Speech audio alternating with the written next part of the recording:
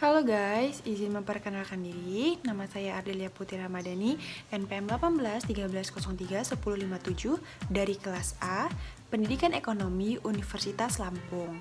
Jadi, video ini dibuat untuk melaksanakan UAS mata kuliah Ekonomi Lingkungan. Dan di sini saya akan menjelaskan tentang materi yaitu konsep pengendalian sumber pencemaran lingkungan. Langsung aja kita tonton videonya. Oke guys, jadi pengertian lingkungan hidup menurut Undang-Undang Nomor 32 Tahun 2009, lingkungan hidup adalah kesatuan ruang dengan semua benda, daya, keadaan, dan makhluk hidup termasuk manusia dan perilakunya yang mempengaruhi alam itu sendiri, kelangsungan kehidupan, dan kesejahteraan manusia serta makhluk hidup lain. Pencemaran lingkungan hidup dalam pasal 1 ayat 14 Undang-Undang Nomor 32 Tahun 2009 tentang perlindungan dan pengelolaan lingkungan hidup adalah masuk atau dimasukkannya makhluk hidup, zat, energi, dan atau komponen lain ke dalam lingkungan hidup oleh kegiatan manusia sehingga melampaui baku mutu lingkungan hidup yang telah ditetapkan. Lalu, kerusakan lingkungan hidup adalah perubahan langsung dan atau tidak langsung terhadap sifat fisik, kimia, dan atau hayati lingkungan yang hidup melampaui kriteria baku kerusakan lingkungan hidup itu menurut pasal 1 ayat 17 Undang-Undang Dasar Nomor 32 Tahun 2009. Lalu selanjutnya ada jenis-jenis pencemaran lingkungan dan sumbernya. Yang pertama yaitu pencemaran udara. Pencemaran udara terjadi ketika kondisi udara mulai rusak akibat polutan perubahan kimia, fisik ataupun biologi di area atmosfer dalam bumi. Setidaknya ada 5 zat yang disebut-sebut menjadi penyebab pencemaran yang satu ini. Kelima zat tersebut yaitu karbon monoksida, nitrogen, dioksida, sulfur dioksidan, ozon, serta partikel debu. Zat-zat tersebut menurunkan kualitas hidup karena berpotensi menghasilkan berbagai penyakit.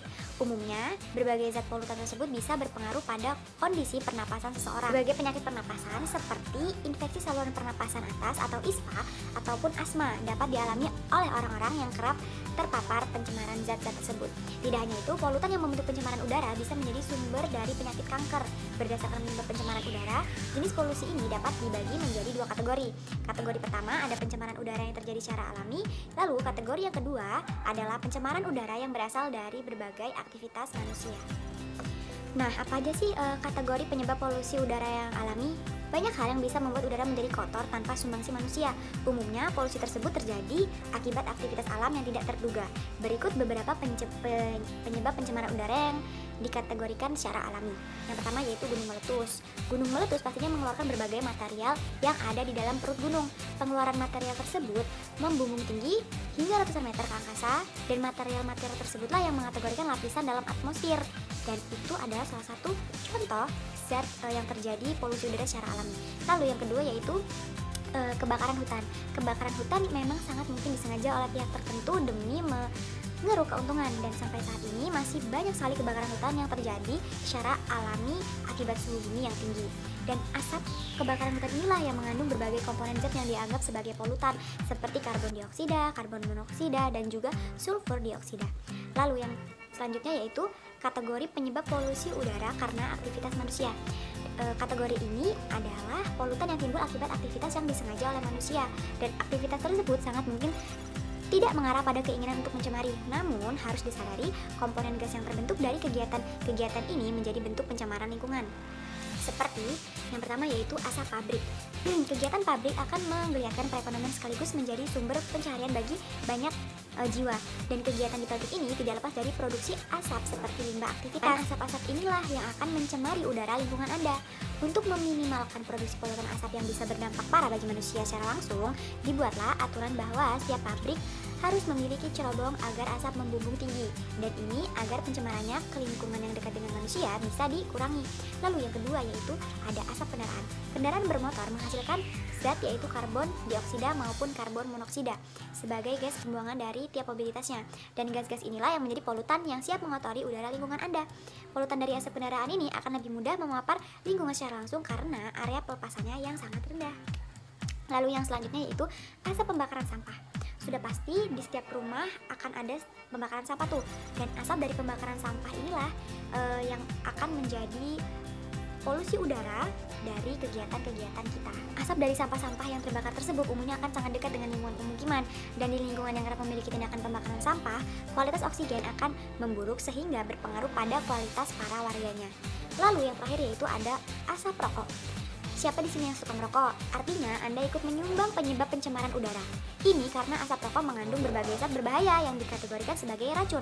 Dampak dari pencemaran udara akibat rokok ini dinilai sangat berbahaya karena sangat dekat dengan aktivitas individu di lingkungan. Orang-orang yang terpapar asap rokok pun bisa dengan mudah mengalami berbagai penyakit kronis seperti paru-paru, stroke, ataupun jantung. Oke guys, kita lanjut.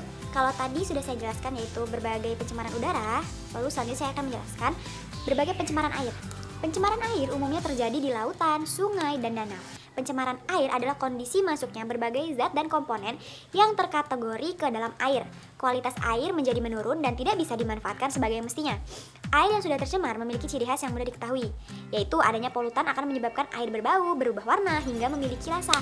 Air yang demikian sudah tidak bisa dikonsumsi lagi oleh manusia. Ketika terjadi pencemaran air, ketersediaan air bersih yang bisa dikonsumsi pun akan menipis. Tidak hanya itu, sudah tercemarnya air oleh berbagai polutan akan membuat ekosistem yang ada di dalamnya menjadi rusak, seperti matinya biota lain. Ketidakseimbangan rantai makanan pun dapat terjadi. Pencemaran air biasanya terjadi karena ulah manusia.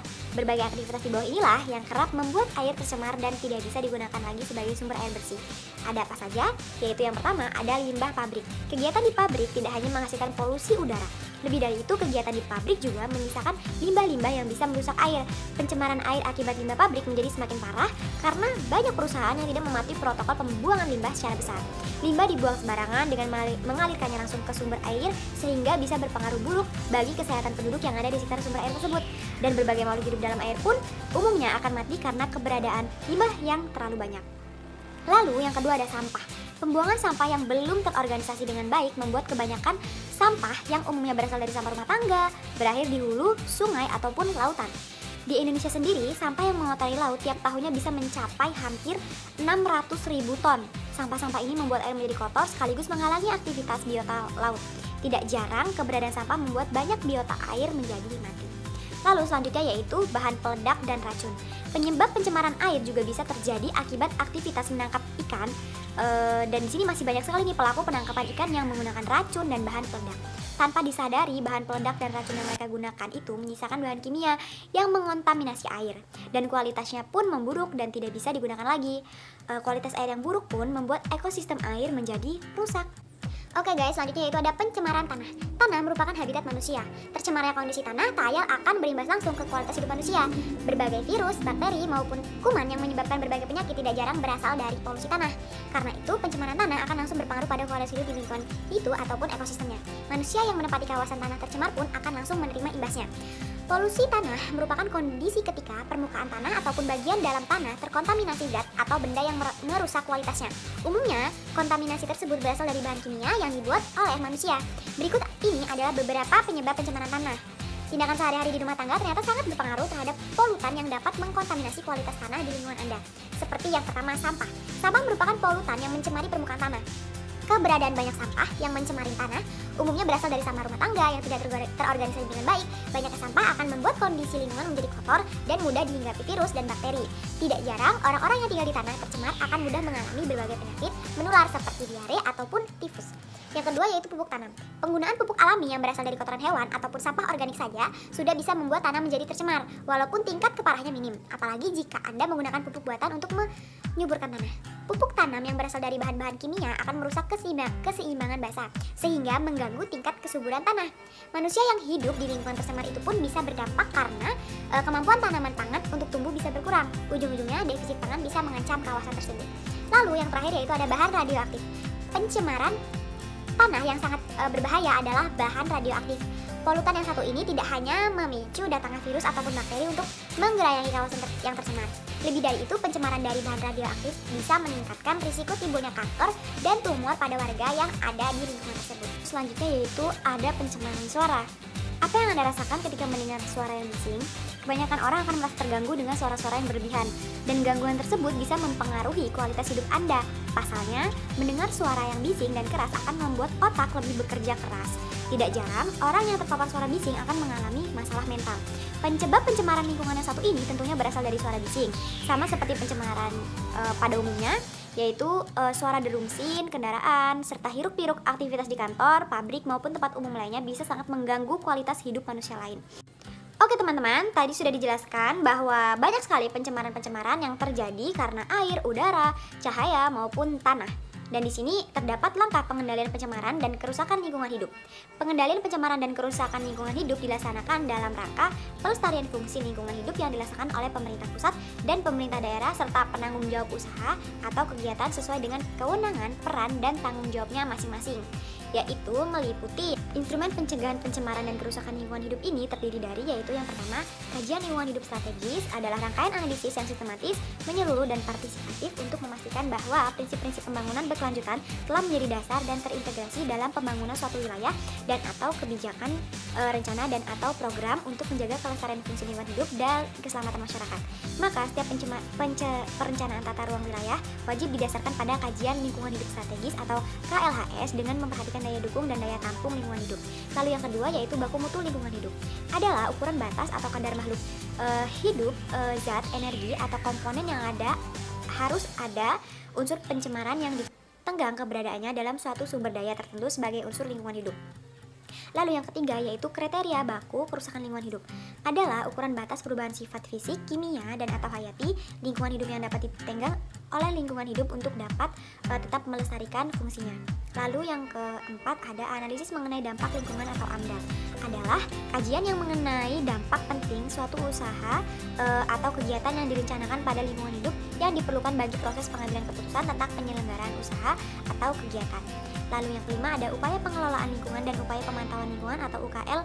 UPL adalah pengelolaan dan pemantauan terhadap usaha atau kegiatan yang tidak berdampak penting terhadap lingkungan hidup yang diperlukan bagi proses pengambilan keputusan tentang penyelenggaraan usaha atau kegiatan. Lalu yang keenam ada perizinan. Di sini adalah izin lingkungan. Izin yang diberikan kepada setiap orang-orang yang melakukan usaha atau kegiatan yang wajib AMDAL atau UKL-UPL dalam rangka perlindungan dan pengelolaan lingkungan hidup sebagai prasyarat untuk memperoleh izin usaha atau kegiatan. Lalu yang ketujuh ada instrumen ekonomi lingkungan hidup, yaitu adalah seperangkat kebijakan ekonomi untuk mendorong pemerintah pusat, pemerintah daerah, atau setiap orang ke arah pelestarian fungsi lingkungan hidup. Lalu selanjutnya ada anggaran berbasis lingkungan hidup.